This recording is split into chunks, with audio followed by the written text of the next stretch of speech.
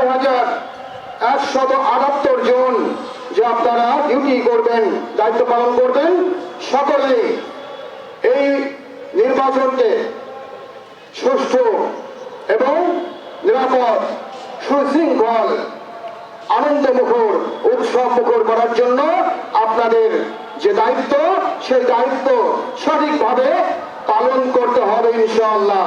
এবারের নির্বাচন বাংলাদেশকে বদলে দেওয়ার একটি নির্বাচন। এবারের নির্বাচন আমাদের জাতিকে উন্নত করার একটি নির্বাচন। এবারের নির্বাচন জাতিকে আগামী দিনের পথে উন্নত সমৃদ্ধ করার একটি নির্বাচন। এই নির্বাচন যেন সুন্দর হয়, সুষ্ঠু পরিবেশে হয়, আনন্দমুখর পরিবেশে হয়, সেই লক্ষ্যে কাজ করে যাওয়া আমাদের পবিত্র কর্তব্য, তাই তো?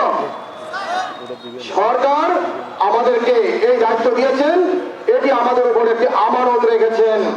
এই আমানত আমরা কি আমাদের প্রতি সদ্ব্যবহার করব? জাতি উপহার দেওয়ার জন্য, সুন্দর একটি দেশ উপহার দেওয়ার জন্য, দেশ ও জাতি যে নির্বাচনের জন্য উন্মুখ হয়ে অপেক্ষায় রয়েছে, দীর্ঘ প্রতীক্ষার পর যে নির্বাচন হতে যাচ্ছে, তার পরিবেশ সুন্দর রাখার জন্য প্রাথমিক যে দুর্গ, সেই দুর্গ রক্ষার দায়িত্ব হচ্ছে আনসার ও ভিডিপির, অন্য কারো নয়। এবং সেই দুর্গ আমরা আমাদের সর্বোচ্চ শক্তি দিয়ে, সর্বোচ্চ মনোবল দিয়ে, প্রয়োজনে আমাদের জীবন দিয়ে হলেও রক্ষা করবে ইনশাআল্লাহ। সবাই রাজি আছে?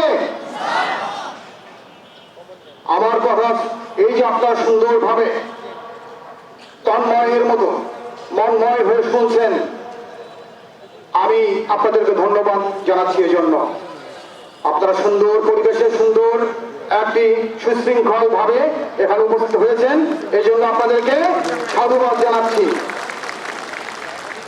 আপনাদের পরিবার পরিজনকে আমি কৃতজ্ঞতা জানাচ্ছি যে তারা আপনাদেরকে এইখানে দায়িত্ব পালনে আসার জন্য উদ্বুদ্ধ করেছেন এবং সহযোগিতা করেছেন। এই জন্য তাদের প্রতি কৃতজ্ঞতা। দয়া করে পৌঁছে দিবেন তাদের প্রতি। আপনার পরিবার পরিজন, সন্তান সন্ততি, বাবা মা যেই থাকুক না কেন, সকলকে আমাদের বাহিনীর পক্ষ থেকে শুভেচ্ছা এবং অভিনন্দন পৌঁছাবেন। কারণ এটি একটি মহাযজ্ঞে, মহাকর্মে আপনি নিবেদিত হয়ে যোগদান করতে যাচ্ছেন। সবসময় মনে রাখবেন, আপনি একজন আমানতদার।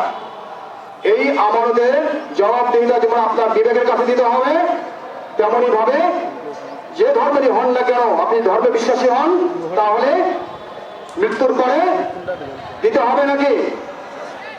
অবশ্যই দিতে হবে।